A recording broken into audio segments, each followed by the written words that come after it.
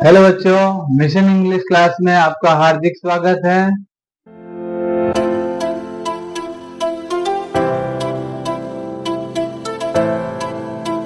अपन ने पढ़ा था मॉडल, और मॉडल में पढ़े थे can, could, may, might, shall, should, will, would, must, would, need to, used to, ऐसे सेंटेंस पढ़े थे। अब इनके अलावा, ये मॉडल नहीं है, लेकिन मॉडल के अलावा और टेंस के अलावा कुछ ऐसे सेंटेंस होते हैं जो अधिकार बताते हैं, अपना स्वामित्व बताते हैं, अपना हक बताते हैं। उन वाक्यों को कैसे बनाया जाता है? कहते हैं कि मेरे पास एक पेन है, तो उसमें उसका अधिकार बता रहा है। ऐसे सेंटेंस को कैसे बनाया जाता है? इसके लिए हैज और हैज और हैव, और हैड और विल हैव और शैल हैव, ये अधिकार बताने वाले हेल्पिंग वर्ब होती है, plus helping verb plus main verb होती है। ये प्रेजेंट में अधिकार बताने के लिए, ये पास्ट में अधिकार बताने के लिए, और ये फ्यूचर में अधिकार बताने के लिए। अब प्रेजेंट में कैसे, पास्ट में कैसे और फ्यूचर में कैसे, मैं आपको क्लियर करता हूं। हैज हैव का मतलब होता है रखना। हैज हैव का मतलब होता है रखना। हेड का मतलब रखता था, पुराने टाइम में रखने की बात। और विल हैव और शैल हैव आने वाले टाइम में रखने की बात, आने वाले टाइम में स्वामित्व बताने की बात। उसके लिए ये मेन वर्ब का प्रयोग करते हैं, मतलब मेन वर्ब के रूप में होती है। और अपन ने इनको टेंस के रूप में, टेंस के अंदर एचवी के रूप में पढ़ी थी। वहां पर इनका अर्थ निकल रहा था चुका है, चुकी है, चुके हैं। परंतु वहां पर अर्थ कब निकल रहा था? जब इनके साथ में थर्ड फॉर्म हो। हैज हैव और हेड के साथ में has have had will have और शैल हैव, इनके साथ में क्रिया आती थी। क्या आती थी? ये तो एच भी हुआ करती थी और एम भी आती थी, इन सब के साथ में थर्ड फॉर्म। तब इनका अर्थ किसमें निकलता था? चुका है, चुका था, चुका होगा। ये तो किसमें था? जब अपन ने टेंस पढ़े थे, जो परफेक्ट टेंस हुआ करता था। क्या होता था? Perfect tense. परफेक्ट टेंस में यही एचवी का काम करते थे और एमवी थर्ड फॉर्म लगाते थे। वहां अर्थ इनका चुका चुकी में निकलता था। परंतु अधिकार वाले वाक्यों में ये खुद एमवी है, ये एचवी नहीं है। काम एचवी का कर रही है, परंतु है ये एमवी, यानी हेल्पिंग वर्ब का काम कर रही है, परंतु ये मुख्य क्रिया है। और इनका अर्थ होता है रखना। हैज हैव का मतलब होता है रखना, अधिकार में। तो टेंस में इनका प्रयोग चुका चुकी में करेंगे। इनका अर्थ चुका चुकी में कब लगाएंगे? जब इनके साथ में थर्ड फॉर्म होगी। कौन सी फॉर्म होगी? थर्ड फॉर्म, यानी मेन वर्ब होगी। तब तो इनका अर्थ चुका चुकी में लगाएंगे टेंस के रूप में। और जब इनके साथ में मेन वर्ब नहीं होगी, ये खुद मेन वर्ब होगी, तब इनका अर्थ चुका चुकी में नहीं लगाना है। इनका अर्थ हो जाएगा पास में है। क्या हो जाएगा? पास में है, या रखता है, रखती है, रखते हैं।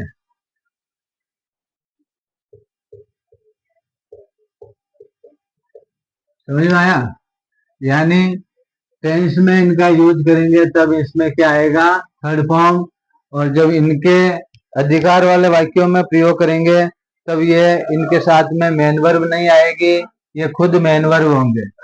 हेड का अर्थ है पास में था, पास में था, या रखता था। कैसे भी बोलो, वो सेंटेंस स्वामित्व वाला होगा। इसका अर्थ है पास में होगा, पास में होगा, या रखेगा। यह क्या होगा? रखेगा। अधिकार बताने वाले वाक्यों के अंदर has have had will have shall have, ये एक एचवी के रूप में एमवी का प्रयोग है। एचवी के रूप में एमवी का प्रयोग। एचवी कम और एमवी ज्यादा है, यानी सहायक क्रिया कम है और मुख्य क्रिया ज्यादा है। टेंस में इनका प्रयोग हेल्पिंग वर्ब के रूप में कर रहे थे, जहां पर काम पूरा हो गया, यानी प्रेजेंट परफेक्ट, पास्ट परफेक्ट और फ्यूचर परफेक्ट में इनका यूज करते थे, और इनके साथ में थर्ड फॉर्म आया करती थी और उसका अर्थ चुका चुकी में निकलता था। परंतु अधिकार वाले वाक्यों में ये खुद मेन वर्ब का प्रयोग, मेन वर्ब का रूप है, और इनके साथ में जब ये मेन वर्ब का रूप है तो इनके साथ में कोई भी मेन वर्ब नहीं आएगी। जैसे सेंटेंस है, मेरे पास एक रेड पेन है, लाल पेन है, क्या बोलेंगे, लाल पेन है। अब मेरे पास लाल पेन है, इसका मतलब अधिकार बता रहा है मेरे पास है, या इस वाक्य को यूं बोल सकते हैं कि मैं एक लाल पेन रखता हूं, मैं एक लाल पेन रखता हूं। ये दोनों वाक्य अधिकार बताने वाले। इस वाक्य को ऐसे बोलो, चाहे इस वाक्य को इस तरीके से बोलो, मेरे पास एक लाल पेन है, वही बात है, मैं एक लाल पेन रखता हूं। अब ये दो वाक्य अलग क्यों बने, क्योंकि कहीं पर अपन इस तरीके से लिख देंगे तो वो गलत साबित हो जाएगा, उसको इस तरीके से कन्वर्ट करके लिखना पड़ता है। बहुत सारी जगह अपन इस तरीके से नहीं लिख सकते हैं, इस तरीके से लिखना पड़ता है। जैसे मेरे पास एक पेन है, ये तो सही है कि मेरे पास एक पेन है, ये शुद्ध वाक्य है। इस वाक्य को यूं भी बोल सकते हैं, मैं एक पेन रखता हूं, वो भी सही है। लेकिन मैं एक लड़का रखता हूं, अधिकार बता रहा ना कि मेरे एक लड़का है, उसकी जगह यदि वो यूं बोल देता है कि मैं एक लड़का रखता हूं तो अशुद्ध हो जाएगा। ऐसी स्थिति में मेरे पास एक लड़का है, यदि किसी और का है तो ये काम आ जाएगा, और यदि खुद का है तो वो केवल इतना बोलेगा कि मेरे एक लड़का है। अधिकार की बात है, यूज यही होगा, केवल हिंदी में उनको चेंज करना होगा, हिंदी में उसको बोलने का तरीका चेंज करना होगा कि मेरे एक लड़का है, तब तो वो अधिकार वाला वाक्य शुद्ध होगा। यदि इस वाक्य को उसी अधिकार वाले को, जैसे इसके अंदर दो टाइप से बोल रहे हैं, उसमें भी यदि अपन दो टाइप से बोले तो एक टाइप गलत हो जाएगी। मेरे एक लड़का है, ये शुद्ध है। मेरे पास एक लड़का है, ये भी शुद्ध है। इसमें खुद के लड़के की बात नहीं हो रही, किसी और के लड़के को वो रखता है, तो वो वहां पर सही है कि मैं एक लड़का रखता हूँ, मेरे पास एक लड़का है। और यदि वो कहना चाहता है कि मेरे लड़के हैं, मेरे दो पुत्र हैं, ऐसी स्थिति में वो ये नहीं कह सकता कि मैं एक लड़का रखता हूँ, या मेरे दो लड़के, मैं दो लड़के रखता हूँ, या मेरे पास दो लड़के हैं। वो उस स्थिति में जब किसी और लड़कों को वो काम पे रख रहा है या उसके पास रख रहा है, ऐसे, ठीक है। तो इसलिए इसके दो रूप बनाए, इसके दो रूप इस वजह से बनाए कि कभी इस तरीके से लिखा जाता है तो कभी इस तरीके से। अब इसमें क्या करना होता है, सबसे पहले क्या करते हैं, मेरे पास का मतलब आई, मेरे पास है, ये पास में है, इसके लिए एक वचन के लिए ये और बहुवचन के लिए ये। तो आई बहुवचन है, I have a red pen, I have a red pen. मेरे एक लाल पेन है, ये वही है, I have a red pen. उसके पास, उसके पास एक कार थी, इसको यूं भी बोल सकते हैं, वह एक कार रखता था। सेम सेंटेंस है, उसके पास एक कार थी ऐसे बोलो, चाहे वह एक कार रखता था ऐसे बोलो। अब पास में थी, पास में था, थे, थी, रखता था, ये रखता था, तो क्या लगाएंगे, हैड। अब इस सेंटेंस में अपन ने क्रिया नहीं लगाई, क्योंकि क्रिया ये खुद ही मेन वर्ब है, आगे मेन वर्ब है ही नहीं। तो उसके पास का मतलब ही हैड। अब ये हैड एक वचन और बहुवचन में एक ही लगता है। He had a car, he had a car, उसके पास एक कार थी, ठीक है। अब जैसे हमारे पास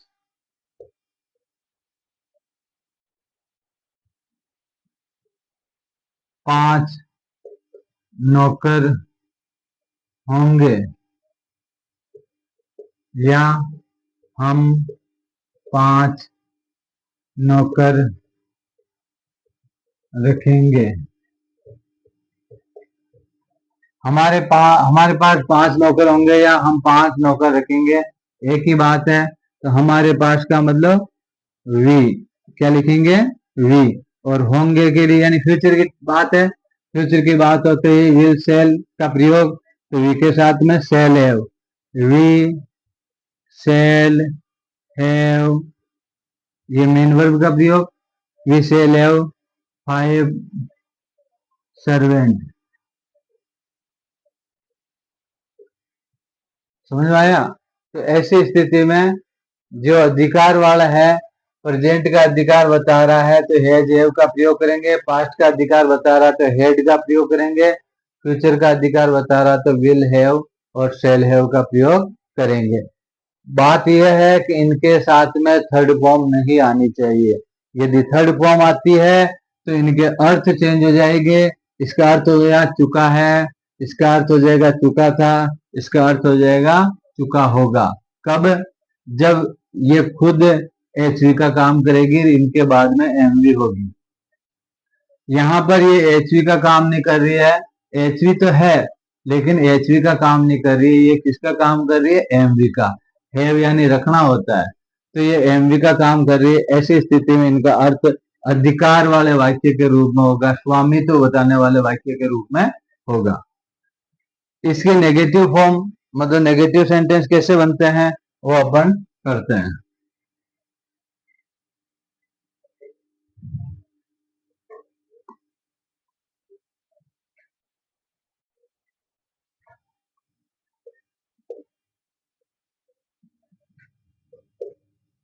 तुम हिंदी की किताब नहीं रखते हो,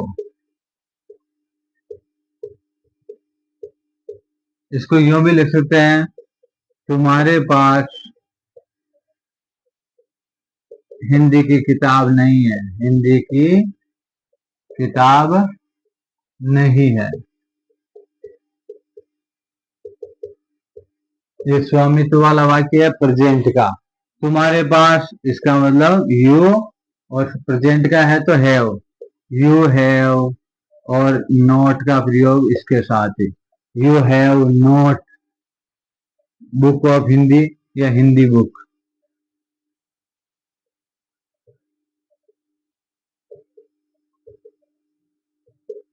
you have not book of Hindi या हिंदी बुक। ठीक है, जैसे उनके पास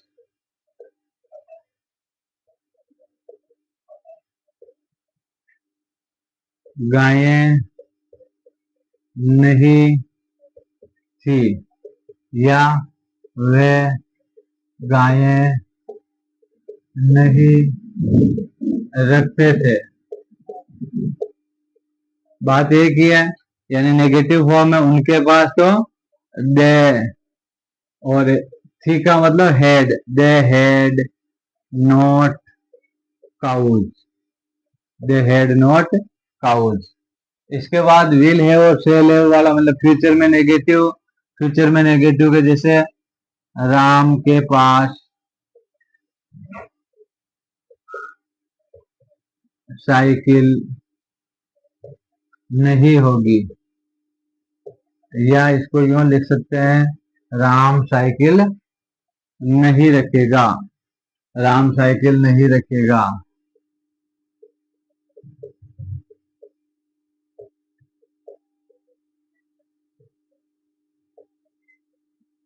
फ्यूचर का है तो राम,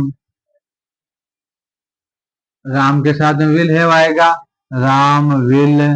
अब नोट आया, डबल से डबल शब्द की सही क्रिया तो नोट को बीच में लगाएंगे, Ram will not have bicycle. कोई प्रॉब्लम आई? यानी हैज हैव हैड और विल हैव का प्रयोग।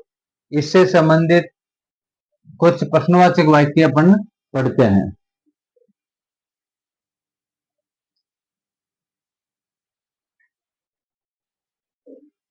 प्रश्नवाचक वाक्यों में आपको मैंने बताया कि ये क्या है, मेन वर्ब है।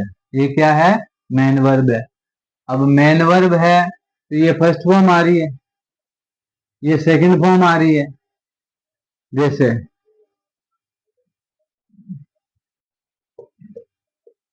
मेरे पास एक कार है।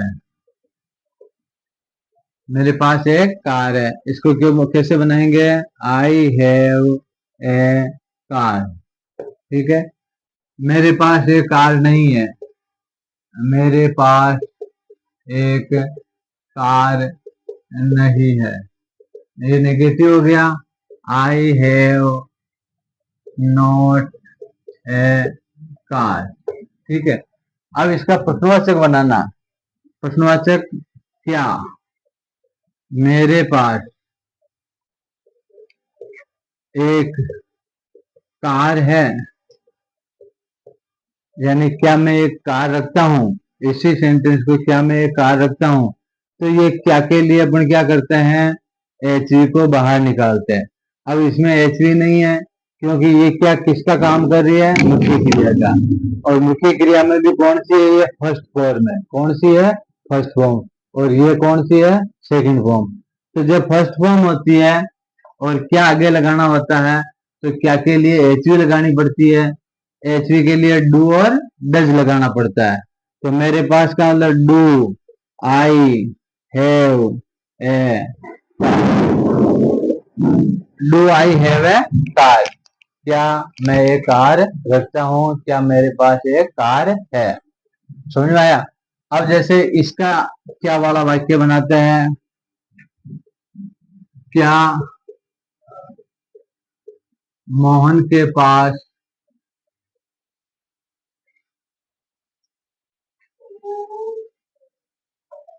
खेत था? मोहन के पास खेत था। तो अब क्या आ गया?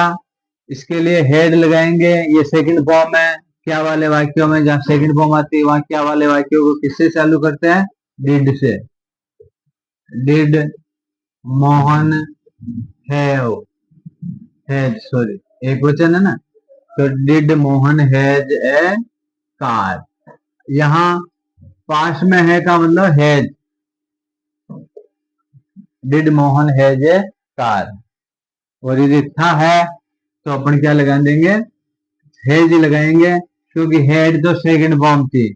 और जब यहाँ सेकंड फॉर्म है तो अपन डिड लगा रहे हैं, तो डिड के साथ में फर्स्ट फॉर्म ही आती है। क्या उनके पास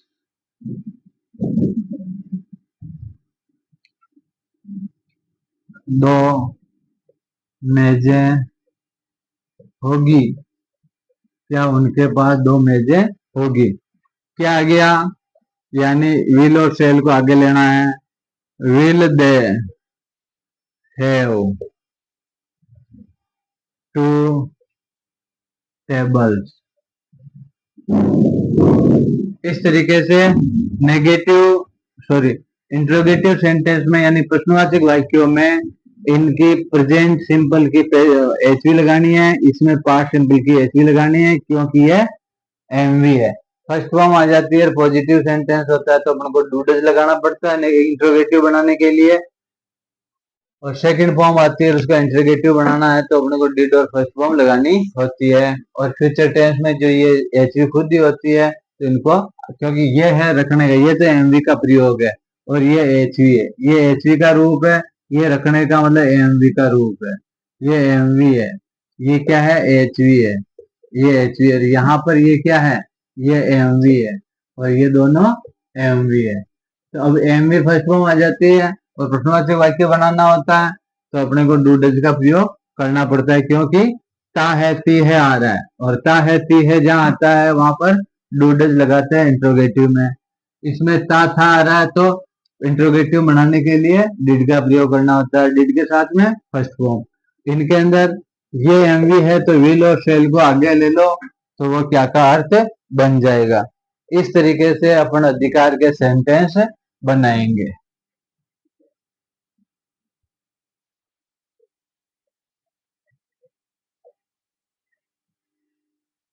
अब इसके बाद स्ट्रॉन्ग ऑब्लिगेशन वाले वाक्य, जिसके अंदर बाध्यता होती है, मतलब दबाव होता है। क्या होता है? दबाव होता है। स्ट्रॉन्ग, स्ट्रॉन्ग ऑब्लिगेशन, प्रबल बाध्यता।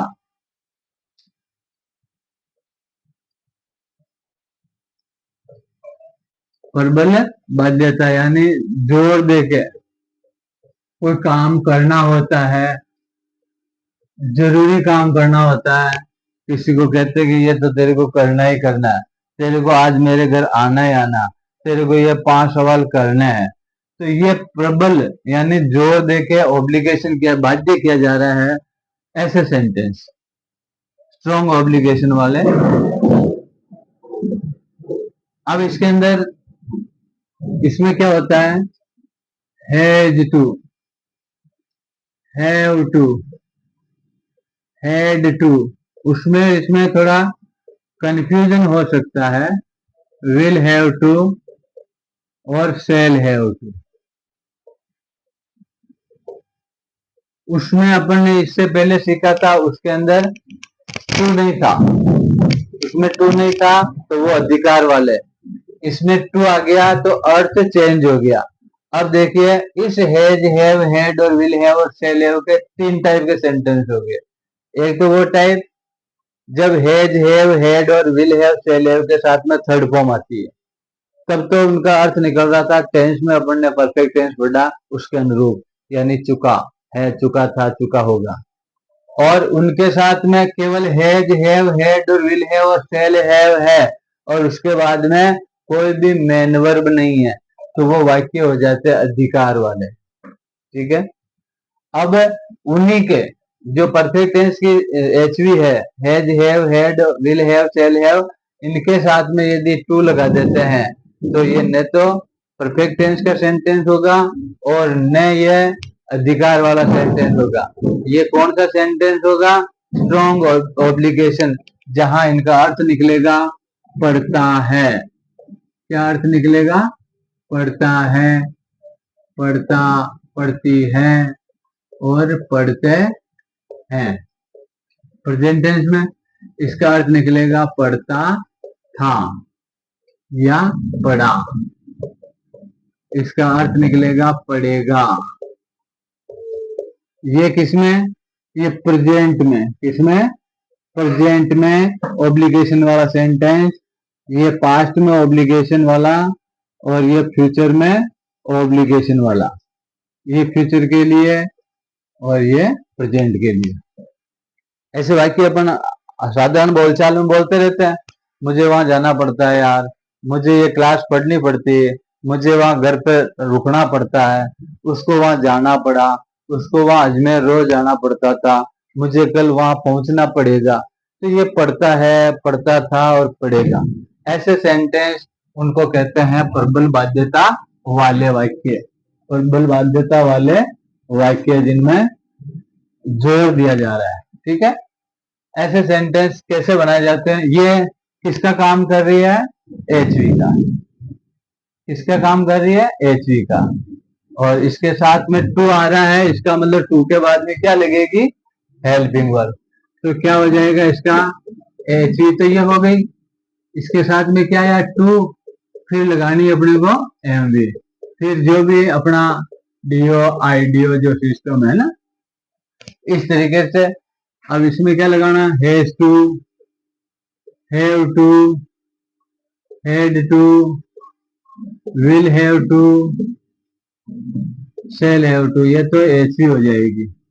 और आपको पता है कि यदि टू आता है तो टू के बाद में एमवी कौन सी लगेगी? सब में फर्स्ट फॉर्म। इन सब में कौन सी लगेगी? फर्स्ट फॉर्म, क्योंकि टू के बाद में हमेशा फर्स्ट फॉर्म आती है। जैसे मुझे कक्षा में जाना पड़ता है, जाना पड़ता है। तो अब इसके लिए क्या लिखेंगे? आई हैव टू, क्योंकि आई बहुवचन है। I have to go in class. ठीक है। हमें अखबार बेचना पड़ा, हमें अखबार बेचना पड़ा। या हमें अखबार बेचना पड़ता था।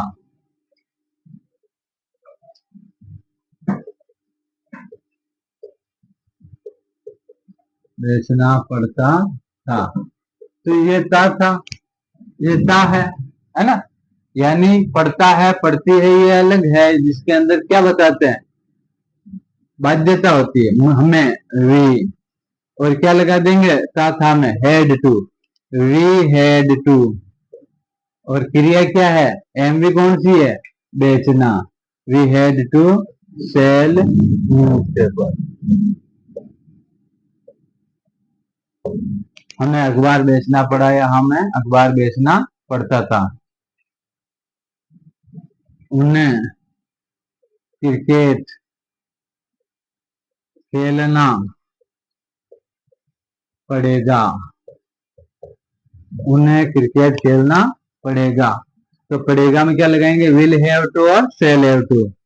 दे, दे के साथ में क्या लगाते हैं, will, they will have to play cricket. समझ में आया। तो ये पढ़ता है, पढ़ता था और पढ़ेगा वाले वाक्य, इनके अंदर ये खुद क्या होती है, ये खुद एचवी होती है, और इनके साथ में एमवी कौन सी लगेगी, फर्स्ट फॉर्म। वाक्य क्या होते हैं, ता है, ती है, यानी पढ़ता है, पढ़ती है, पढ़ते हैं, पढ़ता था, पढ़ा या पढ़ेगा। ऐसे सेंटेंस ये क्या बताता है, जोर दिया जाता है, उसको मजबूर किया जाता है, उसको कार्य करना होता है। ऐसे वाक्यों को इस तरीके से बनाया जाता है। अब यदि मुझे कक्षा में नहीं जाना पड़ता है तो नहीं को यहाँ लगा देंगे, I have not to go in class, I had not to sell newspaper. उन्हें they will not have to play cricket. Not का प्रयोग किसके लिए, एचवी के पास में, ठीक है। और यदि इनको क्या वाले सेंटेंस जो एचवी प्रश्नवाचक होता है उसमें कैसे बनाया जाता है, एक सेंटेंस से अपन तीनों टाइप के वाक्य बना लेते हैं।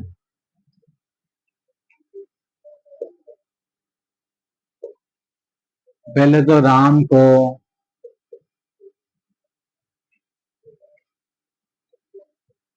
वहां काम करना पड़ता है, राम को वहां काम करना पड़ता है, ये तो हो गया पॉजिटिव। Ram has to work there, ठीक है। इसी को यदि यूं करें, राम को वहां काम नहीं करना पड़ता है, तो ये नेगेटिव हो गया, यानी हैज और हैव के साथ में नॉट का प्रयोग। Ram has not to work there, ठीक है। और यदि क्या हो गया, क्या राम को, क्या राम को वहां काम करना पड़ता है, तो ये एचवी प्रश्नवाचक होता है। तो क्या आते ही अपन क्या करेंगे, हेज को आगे ले लेंगे, हेज राम, अब हेज को आगे ले गया, टू वही रह गया, has Ram to work there. अब यदि यो इसी सेंटेंस को डब्ल्यू एच वाला बनाना है, राम को वहां काम क्यों करना पड़ता है,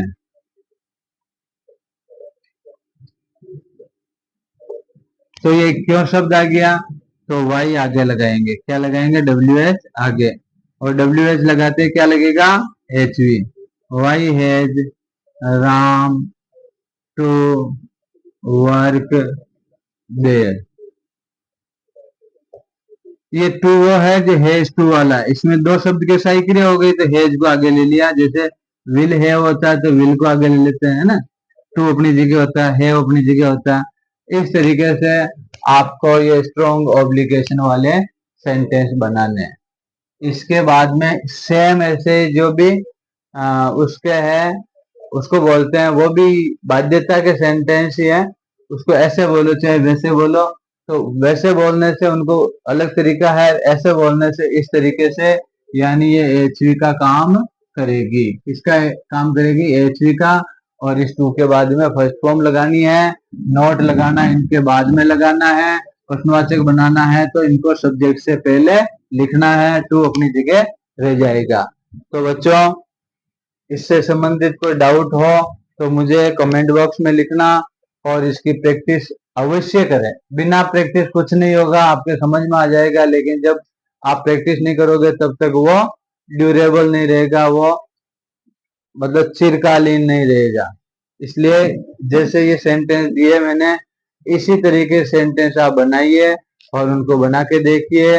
यदि कोई मिस्टेक आती है तो इनमें जो है उनमें से आप उनको मिलाइए, करेक्शन करिए। उसके बावजूद भी वो समझ में नहीं आया है तो आप कमेंट बॉक्स में लिखिए, मैं वापस उसको समझा दूंगा, चाहे उसके लिए क्लास ले लूंगा, चाहे आपको कमेंट बॉक्स में लिख के समझा दूंगा। तो अब इस क्लास को अपन यही करते हैं, इसके आगे वाले कुछ और सेंटेंस पैटर्न है उनको अपन कल करेंगे। आपको इस चैनल को सब्सक्राइब करना है, इसको लाइक करना है और इसको शेयर करना है। Okay, thank you.